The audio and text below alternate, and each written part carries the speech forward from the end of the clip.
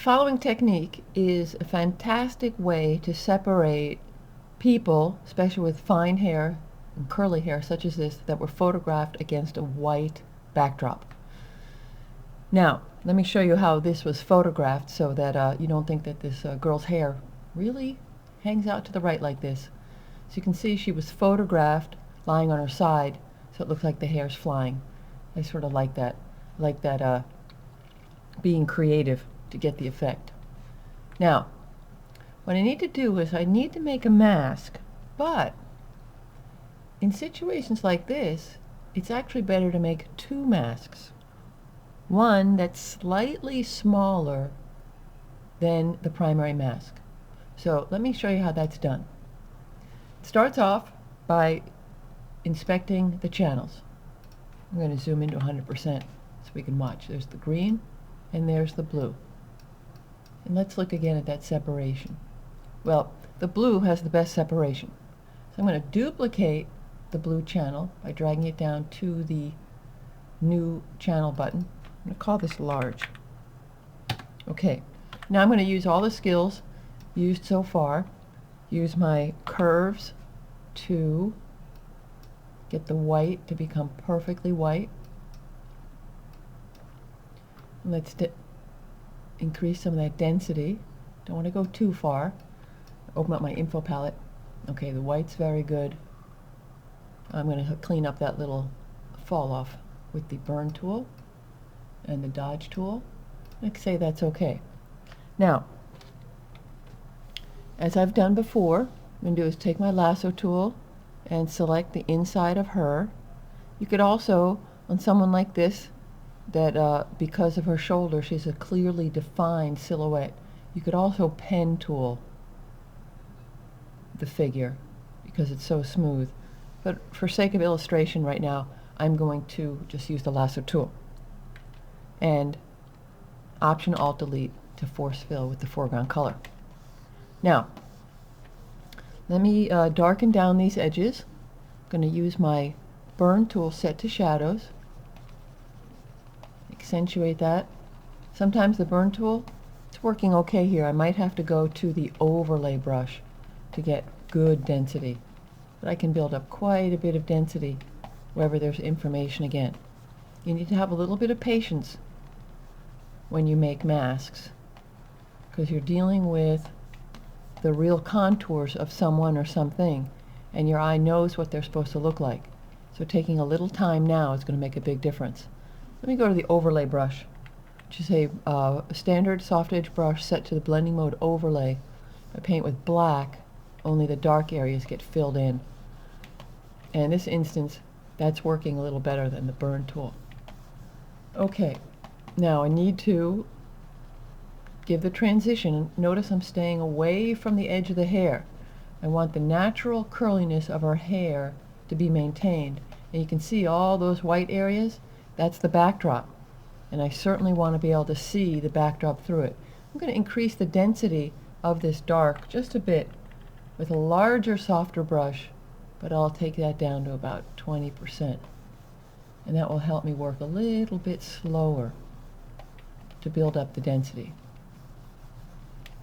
Okay, so almost done. I need to check that the white is completely white. We have a little bit of the studio here, so I can just grab that and delete it. Good. Now I'm going to use the eyedropper to quickly check that my background is set to 0. That's exactly how it should be. Here's a little density right here. So let me use the dodge tool set to highlights to just clean that up. Okay, so this is the first mask. I'm going to add a little bit of a transition. You always want to keep an eye on things. You can see there's a little bit of a transition here that seemed a little harsh. Okay. Now, that's my large mask. That's going to be responsible for the hair contours. I need another one, so I'm going to click and drag this down to the new channel icon and call this one small. Now, there's a number of ways to shrink a mask. I could use levels or curves, but it's very quick to use filter, other, maximum. The maximum will increase the whites. You see how the white is increasing, the black is decreasing? Now, depending on the resolution of your file, the lowest you can set to is 1. I find this a little bit too aggressive. You see how much of a lot of the hair is already disappearing? I'm going to say OK, and then use Edit, Fade Maximum. Take that down to maybe 50%. And that gives you back some of what you shrunk down. You click OK. OK, so now I have one mask that's larger or smaller than the other. Let's see if you can see the difference. There's large, there's small. OK, large and small, that's important. Go back to RGB, go back to layers, and now I need to double click and turn that layer into a standard layer, and let me bring in my background. It's going to be this soft waving flag, and this has to go underneath, of course.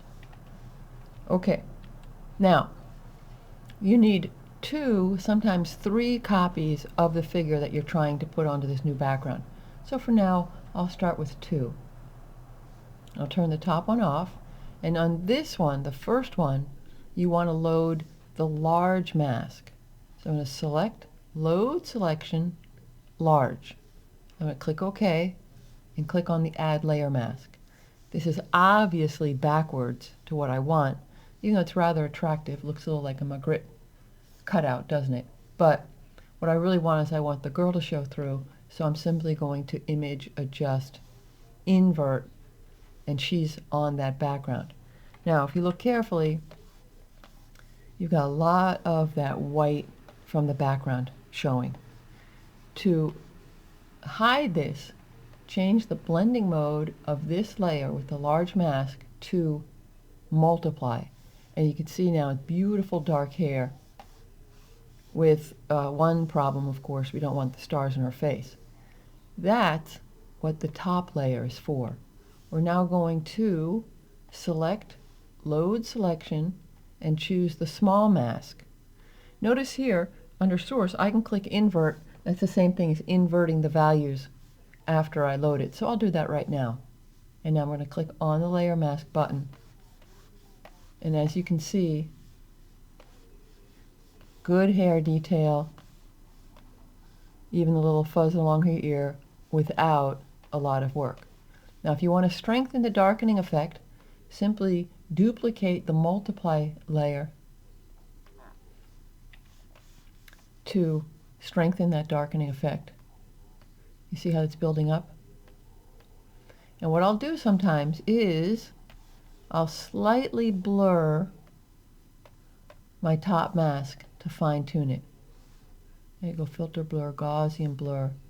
Very delicate with 1. I'm going to undo that so you can see the difference. And that gives a little bit better definition. So, remember, this technique is good when someone's been photographed against white. Okay? And there's fine detail. And what you want to do is you make 2 channels, a large one and a smaller one. And that will let you mask out the edges. Now, for the final fine-tuning, I can still see, don't worry, it's not really jaggy, that's just the monitor. I want to darken down that hair just a touch. So what I'm going to do is, I'm going to add a new layer, group it, and click OK. And on this layer, I'm going to get a standard brush, and if you Alt or Option click, you can actually sample the actual color. And if I paint over it, I'm only painting on her hair. As you can see, it's very opaque. You don't see the hair through it. So what I'm going to do is change this blending mode to multiply and reduce my opacity. And just go over the edges of the hair, and only the edges of the hair are going to be darkened down. And that gives that little more richness. And because that mask is clipped, it's only going to affect the one layer. Let me turn this on and off so you can see what that little bit of painting did to improve it. You can see it very well on these little hairs down here. Gives a little bit of oomph. So this is a wonderful technique. It really isn't that much work. Make 2 masks, one slightly smaller, and then if need be, touch up with a clipped layer set to multiply, and just paint along the edge and take out any additional flare.